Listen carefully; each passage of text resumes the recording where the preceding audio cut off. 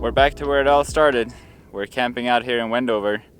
And the reason I say it's where it all started is that this was our first destination last year when we started full-timing. It's a big open area where you can camp for free between Wendover and the Bonneville Salt Flats. And I think it's a little over 100 miles west of Salt Lake City.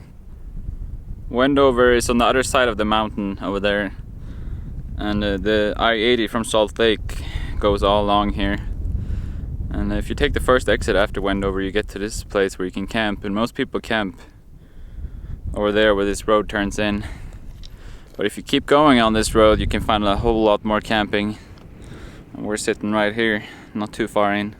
The Bonneville Salt Flats are over there. You can see all the bright white salt there on the ground. The road right there goes up to the Bonneville Salt Flats. We like camping out here because it's really peaceful. Most of the time you can't even hear the I-80 going over there. There are also a lot of animals. We've seen antelopes and a lot of lizards. We've even seen some tarantulas. We usually come here with my brother because he likes to go to the casinos in town. Just like all the other cities in Nevada, they are border towns and there's a lot of casinos. But we're not going to go gambling this year because of Corona. So we're just going to stay out here and enjoy this nature.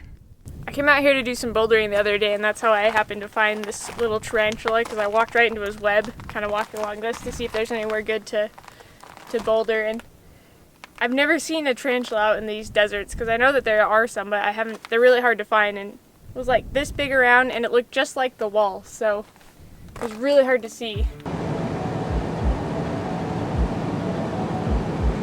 Last year when we came here, this was as far as we could go because the salt flats were really wet. It had just been a really rainy fall last year, but as you can tell, there are people out there driving on it right now, which means that it's not as wet or wet at all. So we're just gonna head out there today.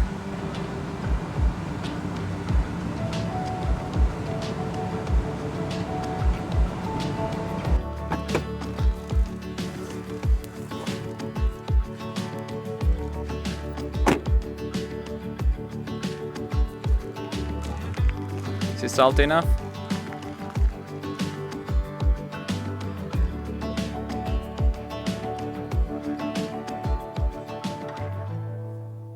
Besides the obvious reason of coming out here just to enjoy the salt flats, we're actually going to take a picture for our Christmas card this year. It's going to be kind of, I don't know, we'll see how it goes. We're going to do a drone shot, so the salt will look like snow, and we're going to be doing snow angels.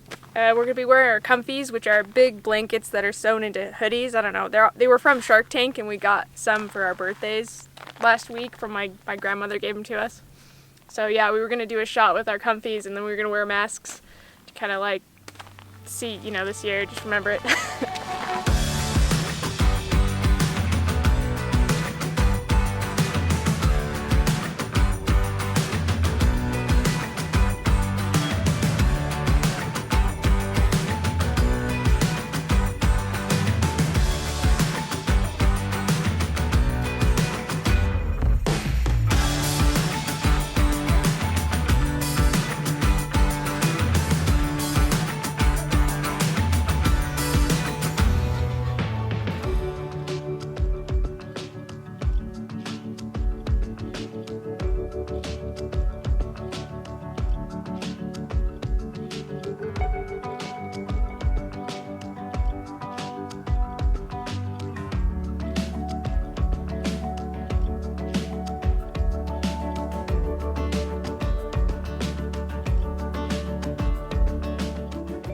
So while we're packing up here really fast, I thought I'd talk a bit about our travel plans and kind of what we're planning on doing. So we're in Wendover right now and it's mid-October. We're about a week ahead of where we were last year when we set off. Our original plan was to hit Great Basin National Park and then head down to southern Utah. But we were looking at the weather a couple days ago and it's going to be super cold in Great Basin National Park. Not tonight, but the next night. Way too cold, like down to 20 degrees for a couple hours, which RV pipes can be okay, but we don't want to risk them freezing, so instead we're going to try to just go to Great Basin National Park right now, do all our hiking today, spend one night, and then leave. And we'll see how that goes, because usually we like to take a little bit more time, but we're sort of fighting the weather here in the cold, so it's going to be a wild week, I think, trying to get to where we can stay for at least a week and not freeze.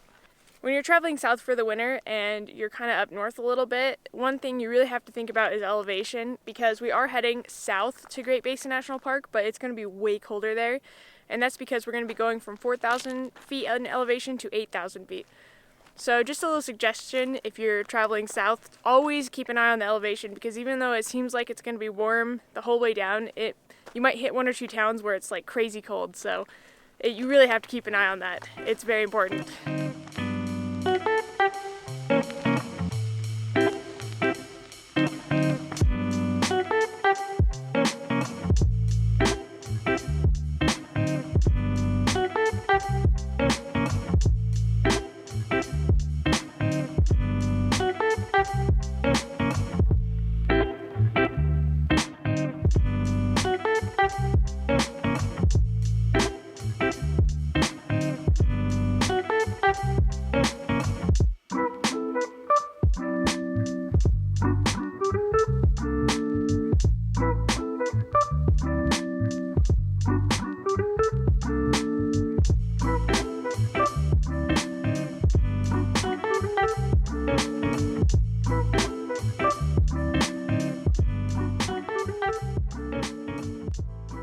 We just made it to Sacramento Pass and we're up at about 7,000 feet and only about 20 minutes from the visitor center of the Great Basin National Park. They got a really nice free camping area up here at the top of this mountain.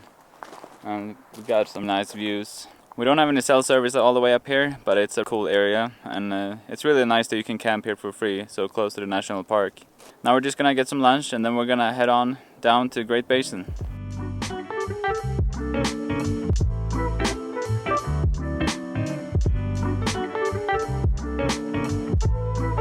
So we're at the entrance of Great Basin National Park, and we just stopped at the Visitors Center and got this map, and I think this is probably one of the smallest national parks we've ever been to. It's pretty tiny. I can't believe there's one even out here. I know last year we just drove right by it without even knowing it was there. But you can actually see where we're camping up here on this map. So then we drove down here, and now we're sitting right here, I believe. We're going to drive all the way to, I think, right here and do like a 4.6 mile hike to the glacier where you can see this Wheeler Peak at. And yeah, I think that's what we're going to do today.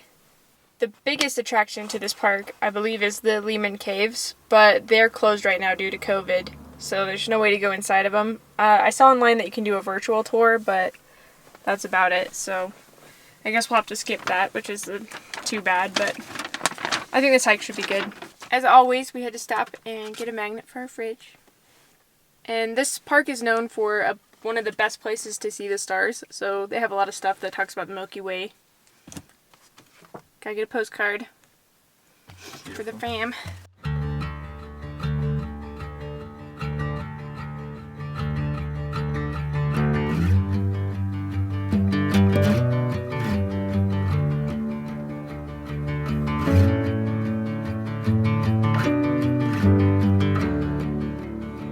So right there is Wheeler Peak, and I'm pretty sure that we're going to hike to the base of it. We're not at the trailhead yet. I think we have quite a bit of a drive still left, but I think that this thing shows the hike, actually, because that's Wheeler Peak there, or mountain, I guess. And then dots.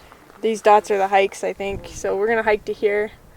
It does show that there's a hike that goes up to the top, but that one's a little more than what we want to do today. It's a little bit extreme for us. And this is a glacier mountain and valley, which is really cool because we're out in Nevada. And the last glaciers we saw were up in northern Montana. This is the first hike we've ever done that starts at 10,000 feet. So we'll see how we feel halfway up, I don't know.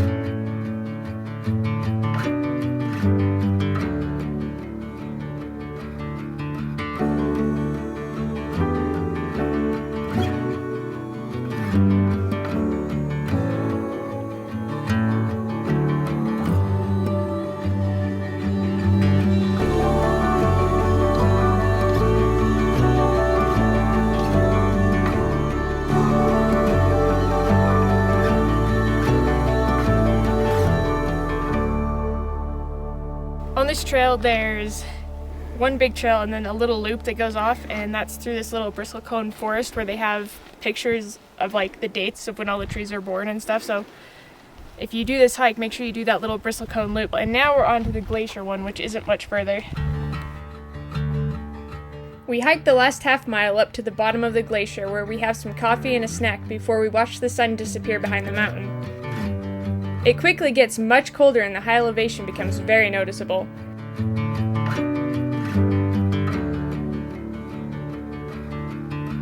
Great Basin National Park is one of the smallest parks, but since we didn't get to see the Lehman Caves, we'll be back in the future, and we might even make it to the top of Wheeler Peak next time.